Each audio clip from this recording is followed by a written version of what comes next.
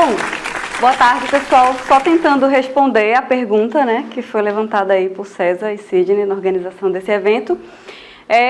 Eu tentei responder como é que a gente vai impactar daqui a 10 anos, né? Então eu coloquei auxiliando no processo de análise e extração de conhecimento biomédico e dando suporte a diagnóstico de tumores, cânceres e outras doenças raras que envolvam, né, genoma, né, análise de variantes de genoma, doenças mendelianas, hereditárias ou não. A gente tem passado por uma era, né, de inovação, de transformação tecnológica, que a gente saiu desde os mainframes e chegou até a computação em nuvem, que é onde nós estamos vivendo hoje, a era da conectividade.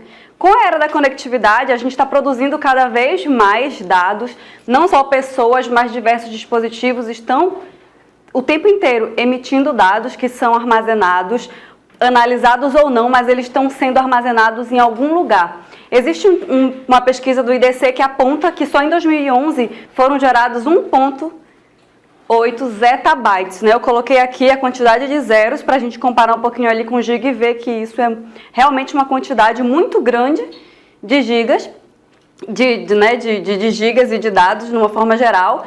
E esse estudo ele aponta que esse universo digital aqui que a gente teve em 2011, ele dobra a cada 2 anos.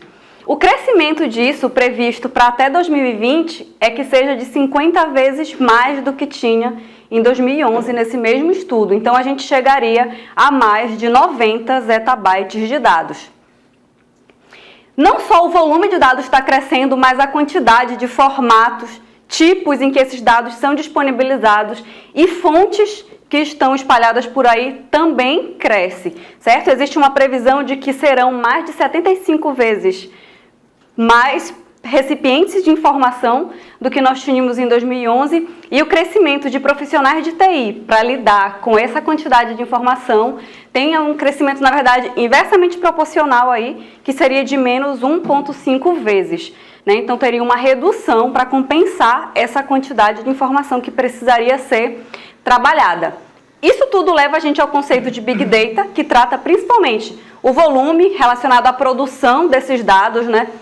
A velocidade, quão rápido esses dados estão sendo produzidos, a veracidade e a variedade que está relacionado com a quantidade de fontes. Com isso a gente chega no nosso problema, que é justamente tentar gerenciar esses dados de uma maneira unificada e em tempo real, ou pelo menos quase em tempo real. Certo? Então a gente tem que enfrentar aí problemas não só de escalabilidade, mas a gente tem que se preocupar também com os tempos de resposta, além da variedade de informações que precisam ser trabalhadas. O que está causando essa avalanche de dados, como é conhecido cientificamente, existem diversas pesquisas, desde sensores móveis, redes sociais, redes de sensores em geral, renderização de vídeos, até o sequenciamento de genoma, que é onde a gente vai aplicar a nossa pesquisa nos próximos anos. A genética clínica ela ganhou um sucesso muito grande a partir do caso da Angelina Jolie, vocês já devem conhecer esse caso, né?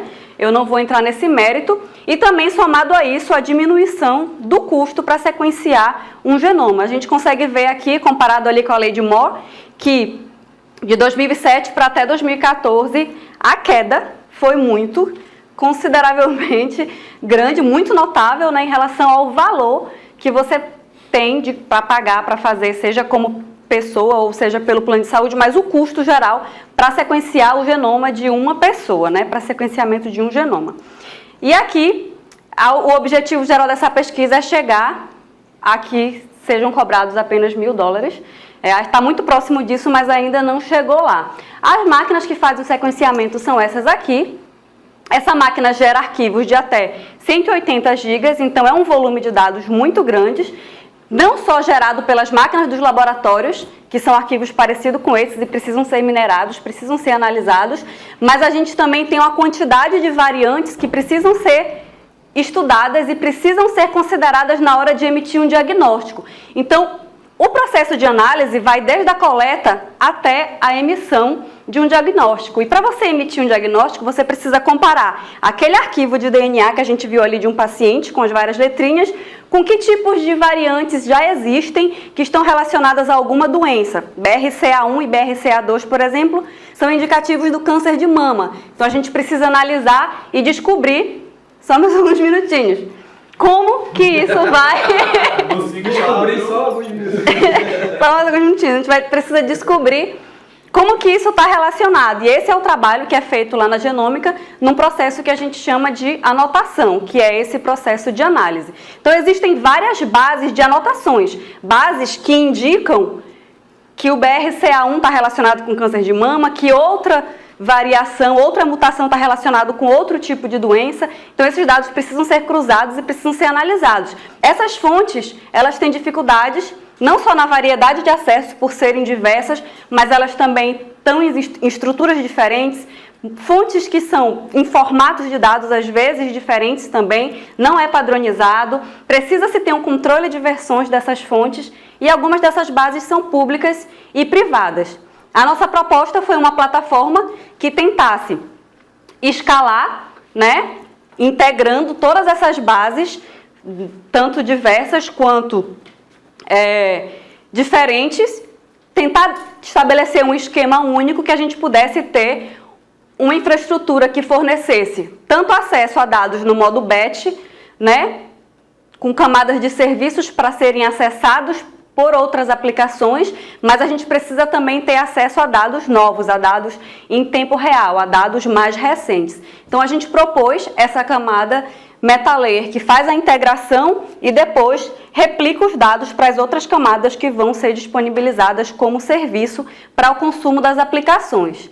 Na implementação a gente já fez o GenDB, que é aquele que está ali na camada batch, e fez um aplicativo para testar a arquitetura, que foi o CleanGen. Então a implementação está dessa maneira, a gente tem as bases de genoma já integradas e a gente consegue colocar tudo numa base comum, que está na Amazon por enquanto, tem uma API REST que disponibiliza os serviços e por enquanto o CleanGen, que é o software de anotação que os biomédicos, os geneticistas usam, é o que está fazendo as análises lá. Então aqui são algumas das contribuições, além do gerenciamento de grandes volumes de dados, a gente tem a parte do suporte a decisões clínicas também, integrando as diversas bases e melhorando o processo de análise. A gente já tem um número aqui que o custo em relação a tempo ele reduziu para o pessoal da bioinformática de 1 hora aproximadamente para 30 minutos, mas no total do processo até a entrega do diagnóstico ele reduziu de 24 a 48 horas para 3 horas para entregar o diagnóstico com o uso da infraestrutura lá na Genômica, né, que é a empresa parceira dessa pesquisa. Aqui eu vou usar uns minutinhos de Vanilson agora, porque ele mandou um slide para mim, pedindo para que eu mencionasse algumas das relações que ele já vê da pesquisa dele com algumas pessoas que estão aqui. Então vocês me confirmem se estiver errado ou não. A ideia era trazer os post-its dele, das pessoas que estão relacionadas, para que a gente considerasse no segundo momento. Então ele colocou aí que a pesquisa dele é Social Machines, né? Então ele colocou aí que o Social Machines como um todo e a pesquisa dele poderia se beneficiar do tratamento de grandes volumes de dados, né, que está relacionado com o meu trabalho, que é o que a gente está fazendo em conjunto lá na Genômica. Machine Learning e Analytics, que tem trabalho de Rinaldo com isso, está estudando com análise de texto, mineração de textos, e ele acha que pode se beneficiar de alguns desses trabalhos.